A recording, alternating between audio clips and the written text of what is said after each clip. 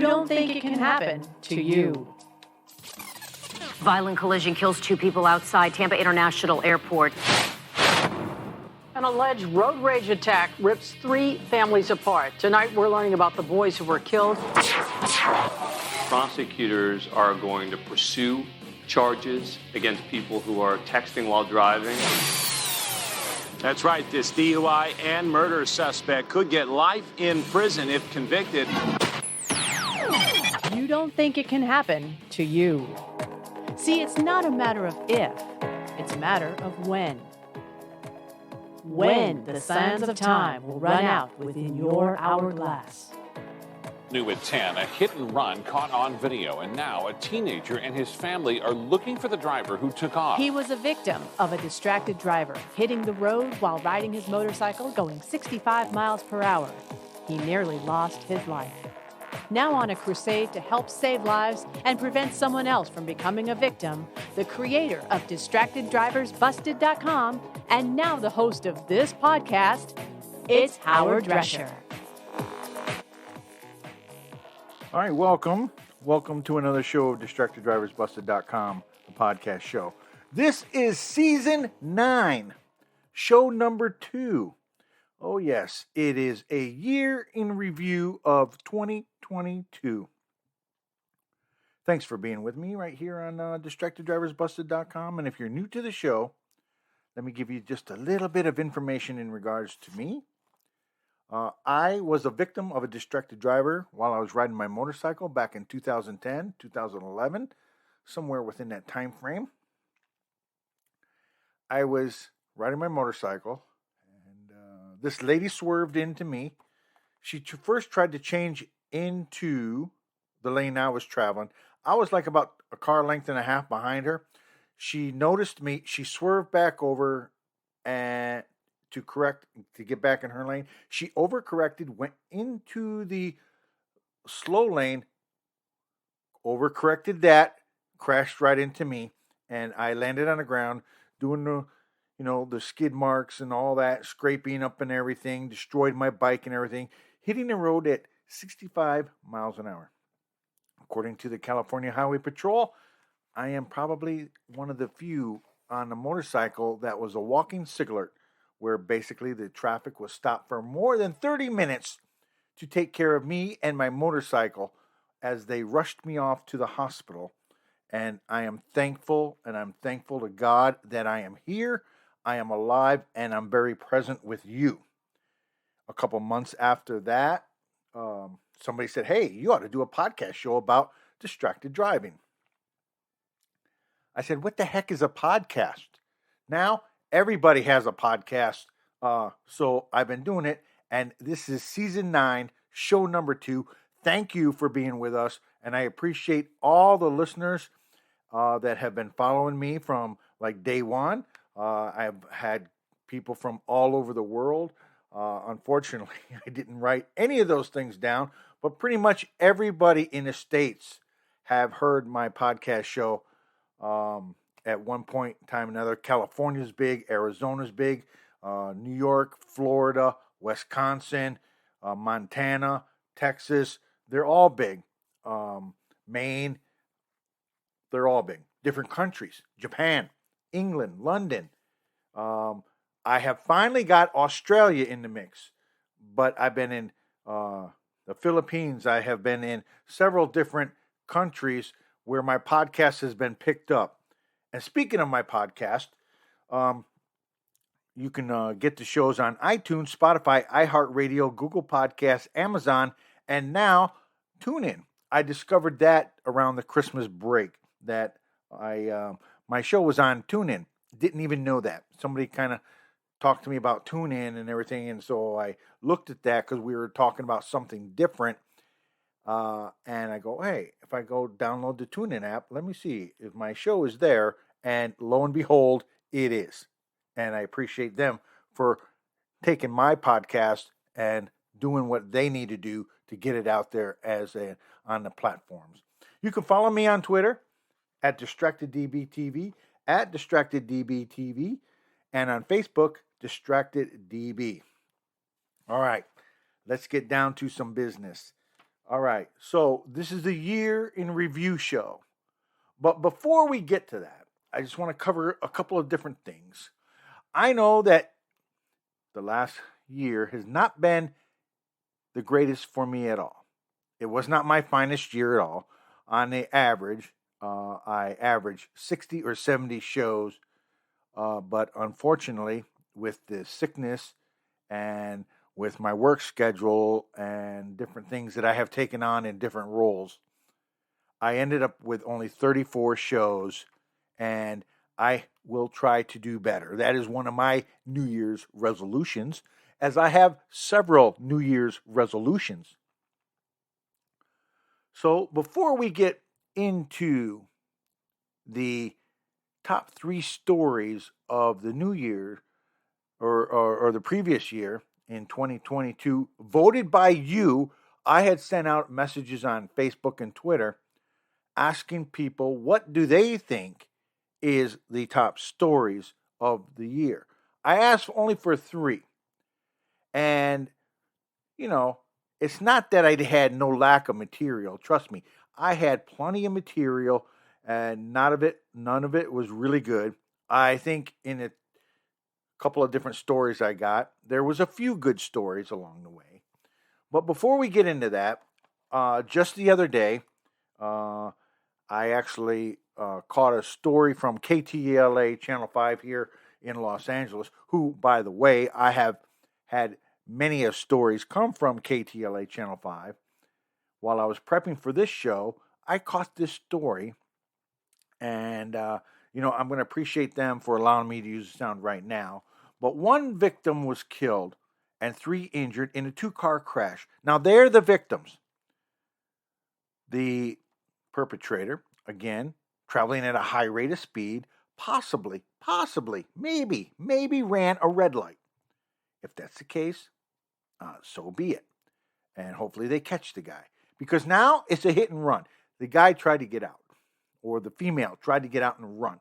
There was a witness there who tried to stop the perpetrator from taking off, holding them in place. Here is a story from KTLA Channel 5 here in Los Angeles. And again, I appreciate them for allowing me to use the sound. Boy has died and 3 others are critically injured after a violent 2-car crash in South LA. Now police are searching for the driver who left the scene. KTLA's Kimberly Cheng has the latest on the investigation. A family of 4 was rushed to the hospital. Police say the suspect's car caught fire, and investigators believe that he also suffered injuries. One woman told us what she witnessed was horrific, and she can't stop thinking about the victims. So you're in your car, and then you see this Mercedes coming. How fast was he going? 55 to 60 miles an hour. It was fast. And in your mind, you were thinking, he's going to hit him. He's going to hit him. This driver, who didn't want to give her name, says she saw the horrific crash coming. I'm a mother, and I couldn't dare. I can't even go home now. I can't. This is all I think about now, because I've never seen anybody so heartless to take off and leave. The Mercedes hit an SUV carrying a family of 4. Security cameras captured the end of the fiery crash. She says she acted on instinct and ran toward the burning car. His car caught on fire, so I went to get him out the car first, and I seen the kids just laying there. When she went to check on the family, she says he took off. The LA Fire Department arrived and extricated a 35-year-old woman and 3 children, a 16-year-old, a 13-year-old, and an 18-month-old baby. 2 of the children were in grave condition when taken to a hospital. The grave is due to us actually having to perform CPR because they were in a cardiac arrest due to their traumatic injuries. The crash happened near 111th Place and Main Street in the Broadway, Manchester area around 8 a.m. The preliminary investigation has determined that Vehicle 1, that's the silver Mercedes-Benz, may have been traveling at a high rate of speed, possibly ran through the red light. The impact of that crash caused the victim's vehicle, the SUV, to collide into the fence and the third parked vehicle. Investigators are tracing addresses associated with the vehicle. They're also searching for additional video in the neighborhood and monitoring hospitals. That person definitely has injuries. Wherever he's at, I just want him to know, pray and turn himself in, because he's not going to be able to sleep at night.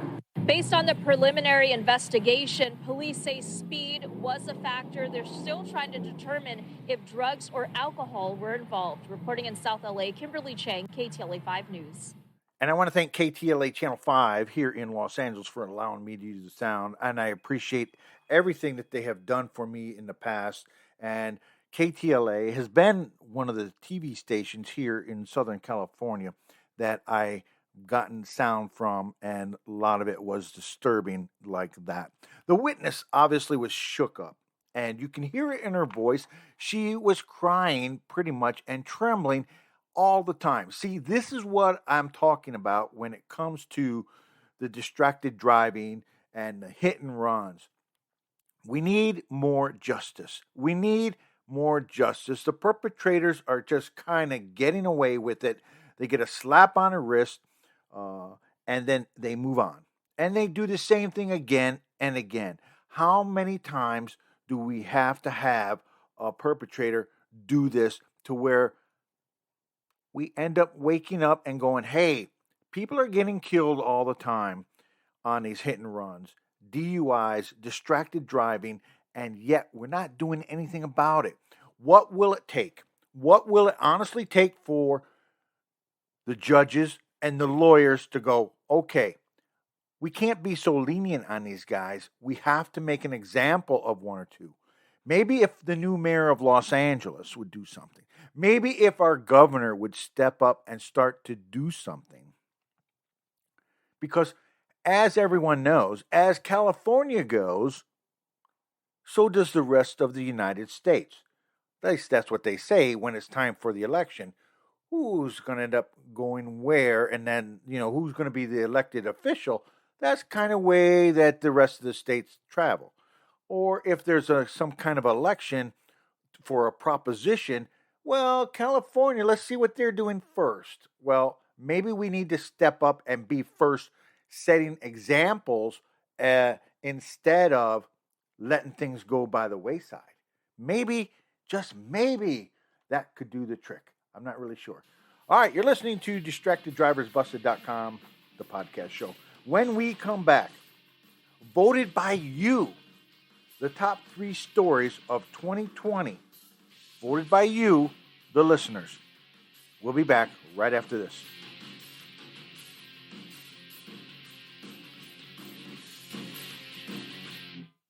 You're listening to the DistractedDrivers.com podcast. We'll be right back.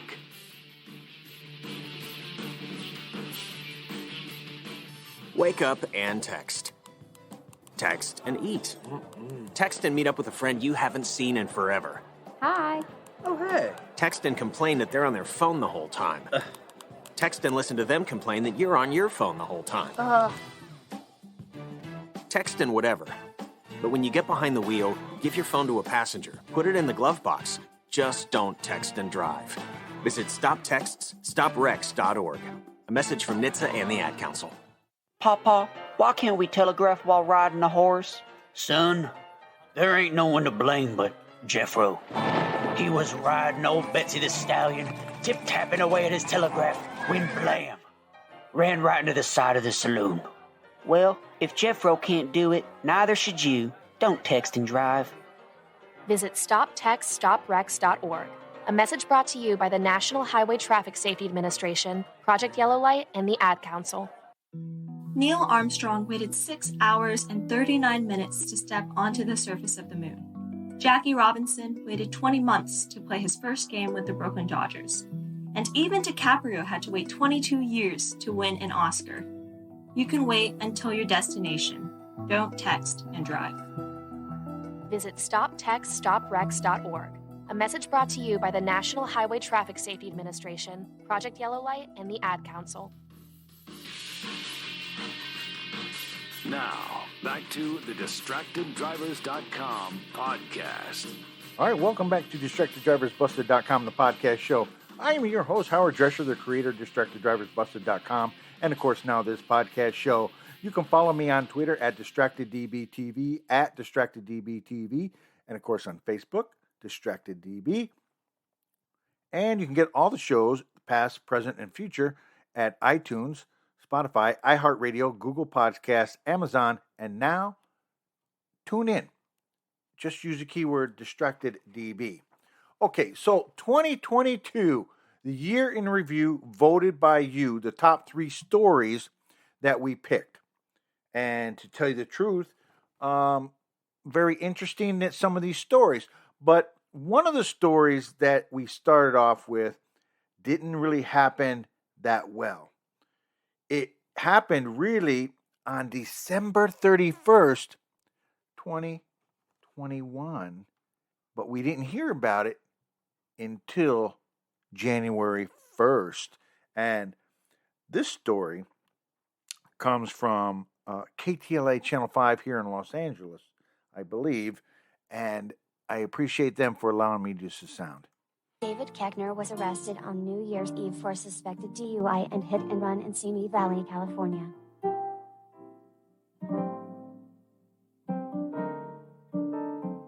The actor, best known for his portrayal of Todd Packer on NBC's The Office and Champ Kind in the Anchorman films, was arrested for suspicion of driving under the influence at 3 p.m. on Friday, according to TMZ, who was first to report the news.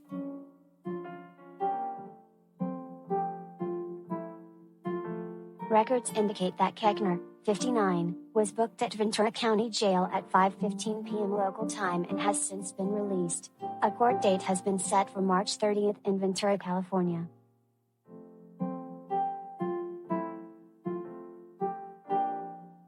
Law enforcement sources told TMZ that they received a call for an erratic driver, and upon arrival, Keckner was given a field sobriety test.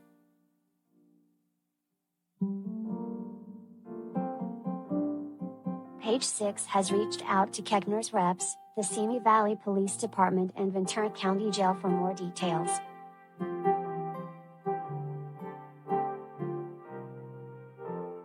Keckner has been gearing up for his upcoming comedy tour, which is scheduled to kick off January 6th in Rochester, New York, and conclude May 21st in Tulsa, Oklahoma.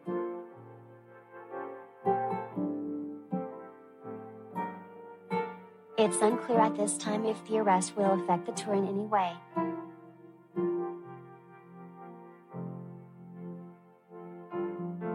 Keckner filed for divorce from wife Lee in January 2020 after nearly 22 years of marriage.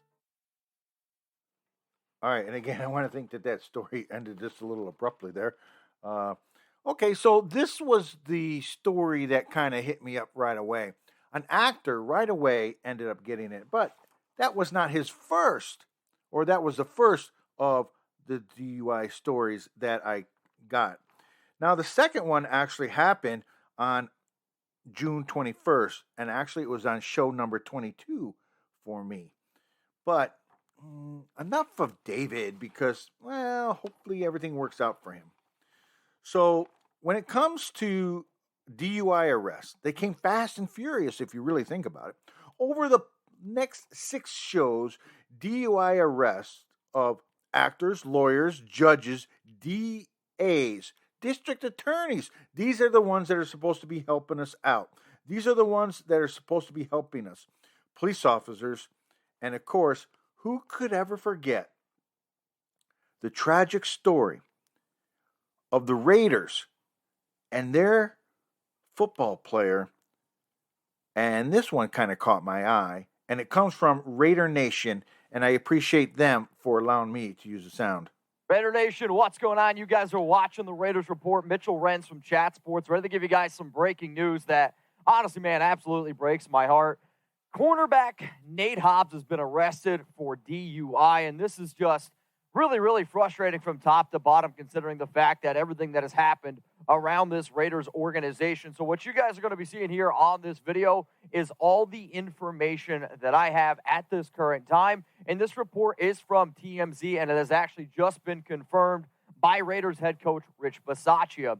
So early this morning, Hobbs was found at about 4 o'clock a.m. in Las Vegas, pulled over on the side of a highway, passed out in his vehicle, and because he was passed out in his vehicle, that does then come down to DUI. Now, I'm on Twitter, I'm on Instagram, I'm seeing a lot of people say, well, he wasn't necessarily driving. Remember, A DUI can literally be, if the keys are close enough to you, it's basically, in air quotes, that you have the intent to drive a vehicle. Now, here's what I believe Las Vegas police decided to just put out. On January 3rd, 2022, at approximately 4:09 a.m., LVMPD dispatch received a call reference a driver asleep inside of a vehicle, which was parked on the exit ramp of a parking garage located in 3,500 block of South Las Vegas Boulevard. Arriving officers made contact with the driver, identified as 22-year-old Nathan Hobbs. He was given FST's field sobriety test by a patrol and failed. He was transported to Clark County Detention Center, where he was booked for DUI misdemeanor.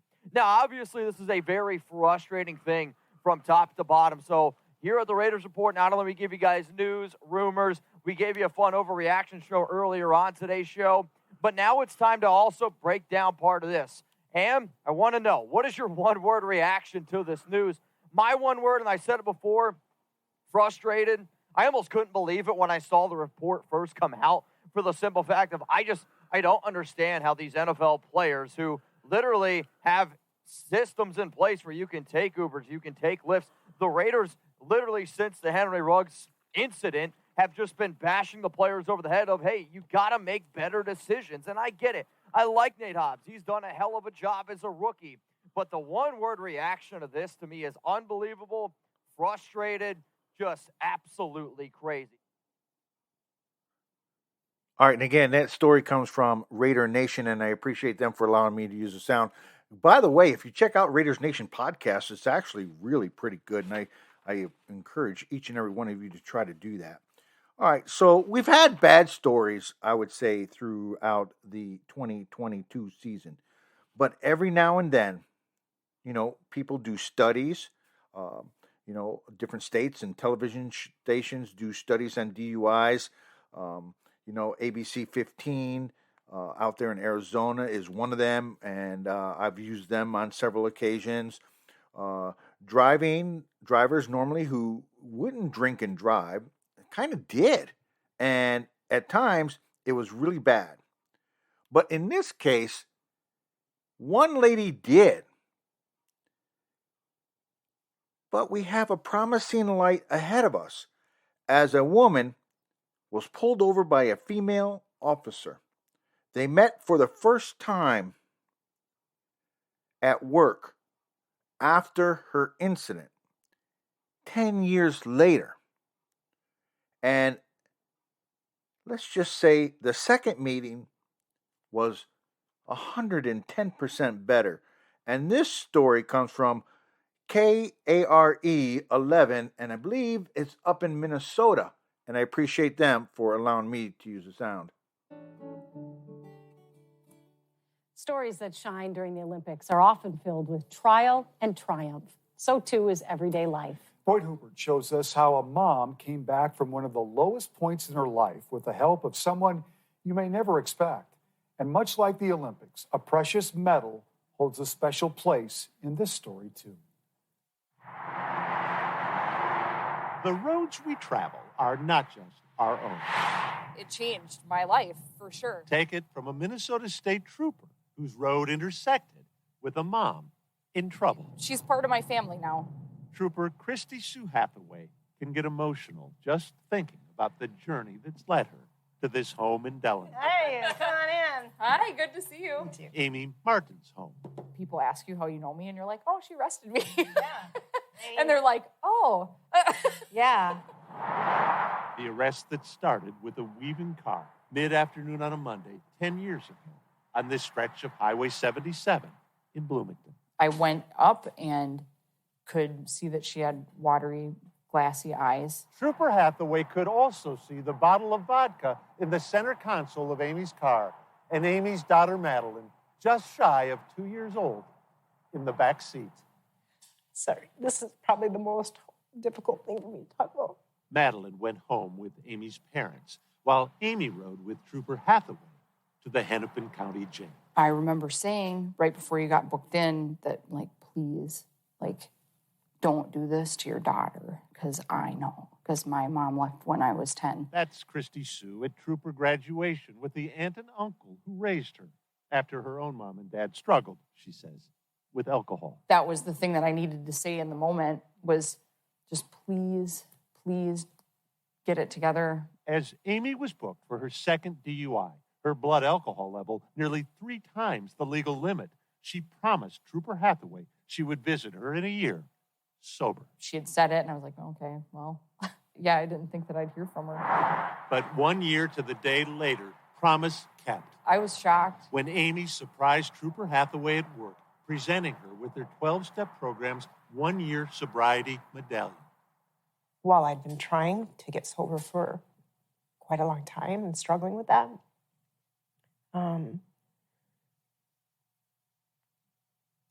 I mean, like, I wanted her to be able to see that and to kind of give that to her. And keep giving it to Trooper Hathaway on the anniversary of Amy's arrest every year since. And then next year I give it back. The medallion Christy Sue keeps in the pocket beneath her badge every day at work. It's been a really tough couple years in our field.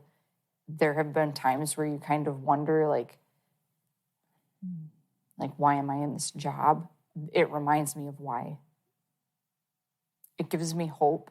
Hope and a friendship. So you guys came to cheer me on at the Twin Cities Marathon. Yeah. And then your wedding and my wedding. Trooper Hathaway even spoke to Madeline's class about her career. You remember Madeline? I can't stop smiling. The then toddler in the backseat of the car is 12 now and a proud daughter. I'm glad that she made the choice to do what she did and, make a promise that she would do it and actually accomplish it. This would be your number 9.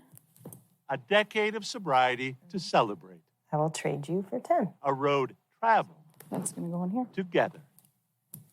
Thanks. Boyd Hooper, Carol Evan News. She saved my life. Delano.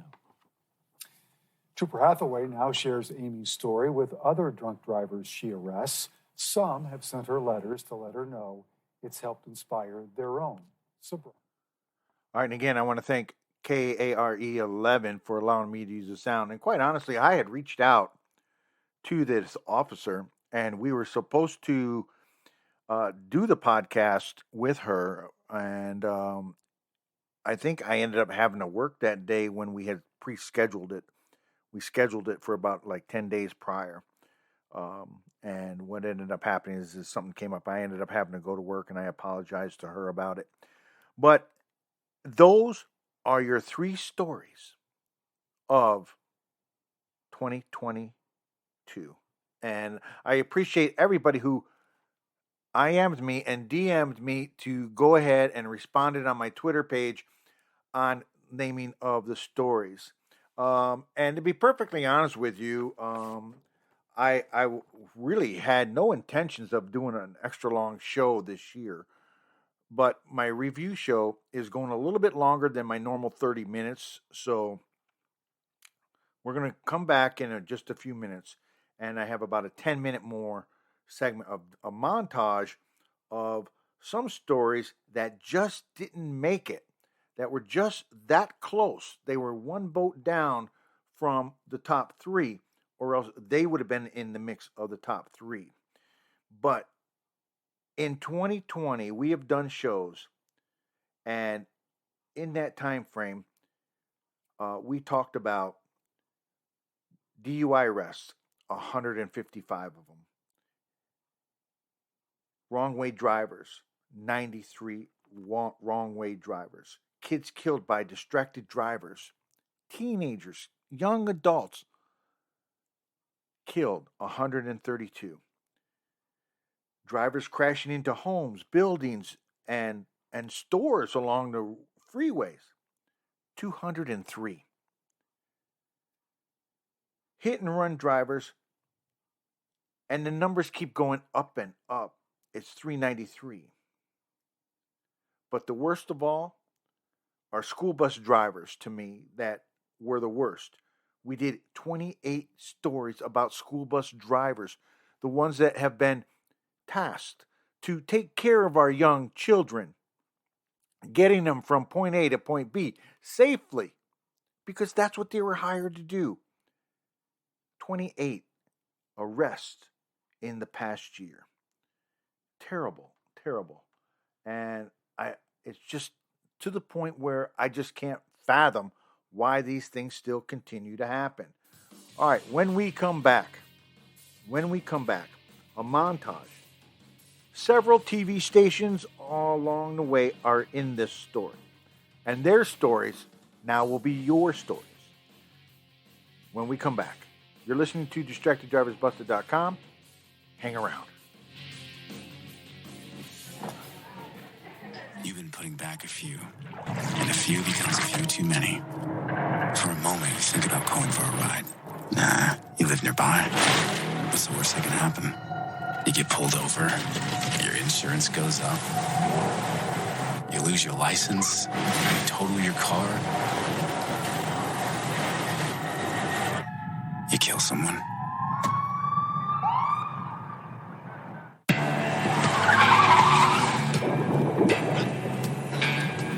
Hey, there's no way you can hide it. If you drive drunk, they're gonna find you. So stop kidding yourself. Sir, have you been drinking tonight? Sir, have you been drinking this evening?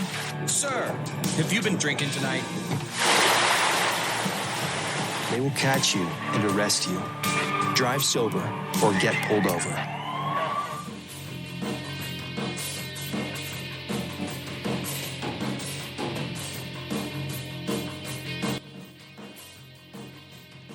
All right, you're listening to DistractedDriversBusted.com, the podcast show. This is our year in review of 2022.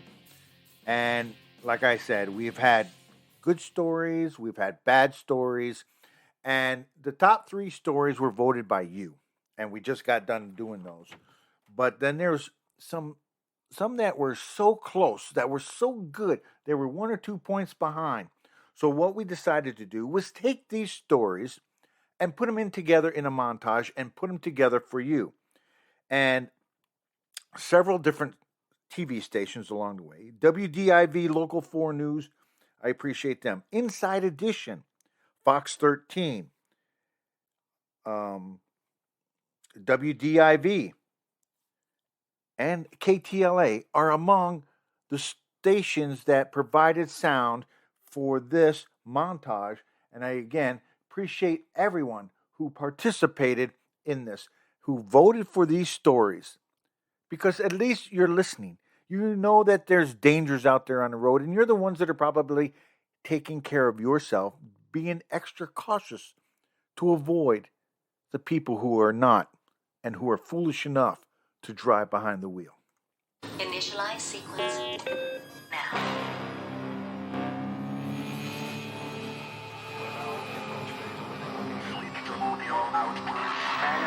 Control is good. Roger, copy. 2.5. Engage.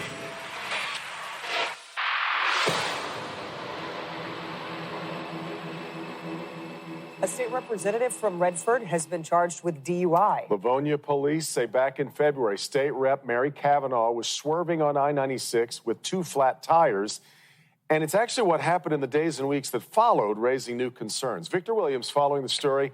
Victor, she didn't tell the state House Speaker about any of this. It's safe to say that the House Speaker was just as surprised as the rest of us when all of this came to light. You can't rep our state if you out here drinking and driving. Constituents like Jay Sean Scott and Damon Brooks are shocked learning of State Representative Mary Kavanaugh's most recent drunken driving allegations. She should just face her consequences just like any of us. Back on February 25th, police say she was behind the wheel of a black Ford Escape when an officer noticed something wasn't right. Officers say she was driving on Merrimum near Industrial Road and then got onto I-96 East, where she could be seen swerving across lanes. I just hope that she gets the same type of justice that I would get if it happened to me. We're told she had 2 flat tires, one of them completely disconnected from the rim. When finally stopped, it said she was not able to produce her driver's license and had no idea of the damage to her vehicle. Her lawyer, attorney Todd Russell Perkins, spoke on her behalf after today's pretrial. My client takes this very seriously as a public servant.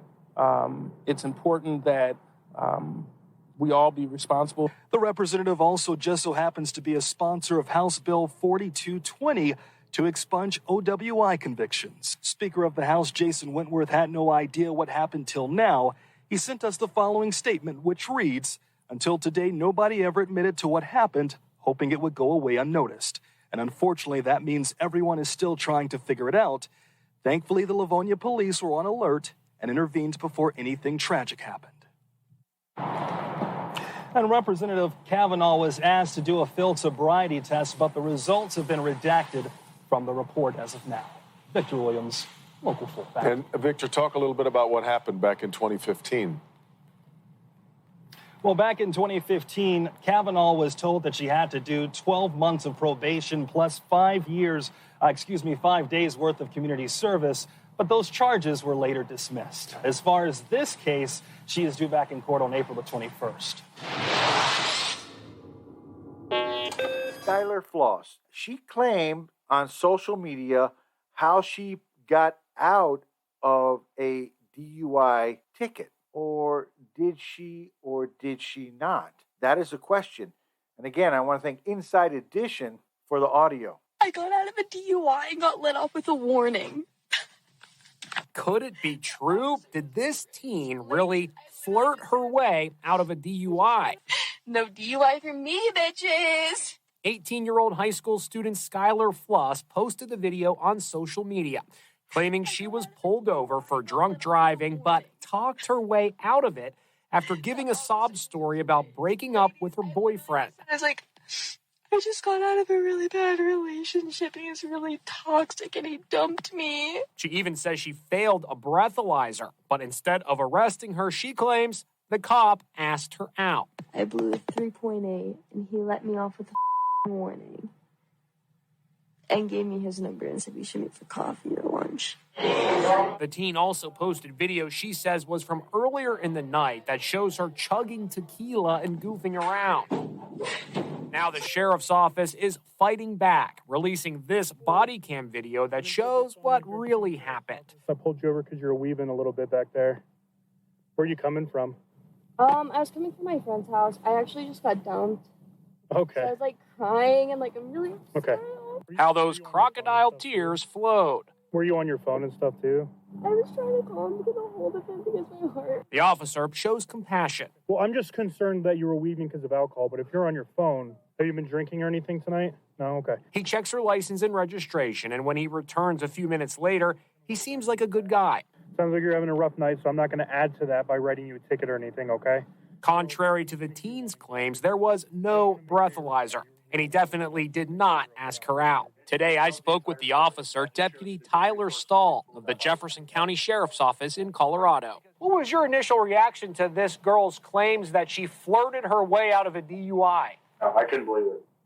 Yeah, I'm glad I was sitting down when I got the phone call. If you didn't have the body cam, what would have happened here? It would have been a he said, she said, and it would not have been good right away. Turns out Skylar is a senior at Columbine High School, the site of the horrific school shooting in 1999. She says if the embarrassing video is proof of anything, it's that she still has a lot of growing up to do.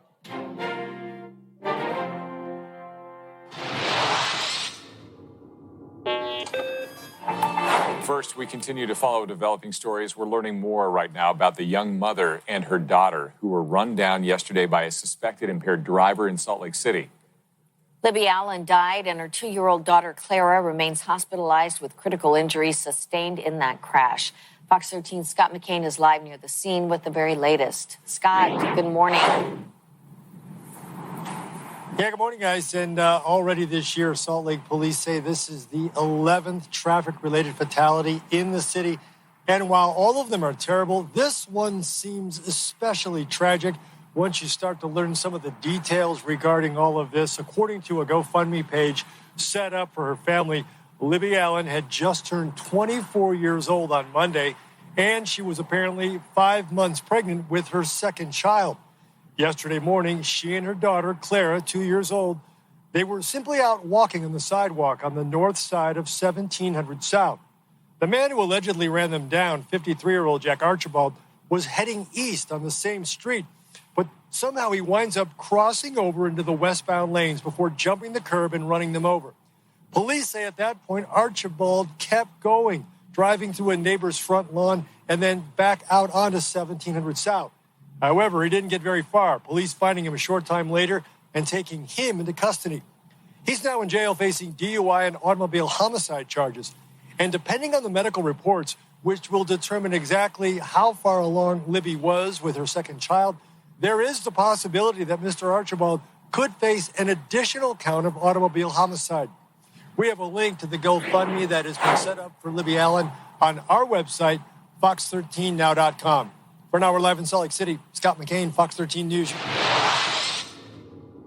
There's no bail set in this matter. Making her first court appearance since the Delhi crash, Nicole Linton breaks down, sitting in a wheelchair after a judge denies her bail request. The 37-year-old is accused of being behind the wheel of a Mercedes, speeding through a red light at La Brea and Slauson last Thursday, killing 6 people. Her vehicle sheared a car that exploded into flames. On Monday, L.A. County DA George Gascon announced the charges against Linton, a traveling nurse from Texas. 6 counts of murder and 5 counts of vehicular manslaughter with gross negligence. Investigators say Linton was driving 90 miles an hour. A young family was destroyed at a blink of an eye. There's catastrophic damage to the families and friends of those killed and injured.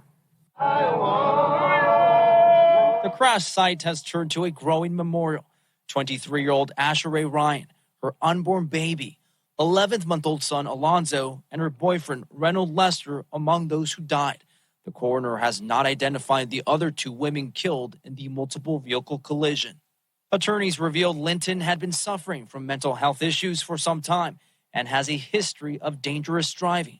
KTLA legal analyst Allison Treasel says the defendant's reckless behavior will factor into the case. Her history of reckless driving and apparently 13 prior crashes or accidents, that is enough, according to the district attorney, to charge her with second-degree murder under the theory that this conduct was so egregious, malice is implied.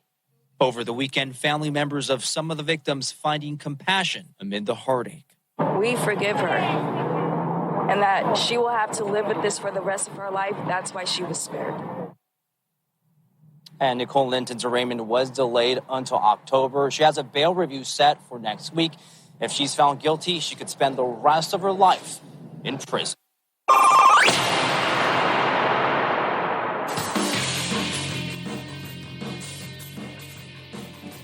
All right, I'm your host, Howard Drescher, the creator of DistractedDriversBlessed.com. Thank you for listening to my 2022 year in review. And remember, I don't want to die today, do you?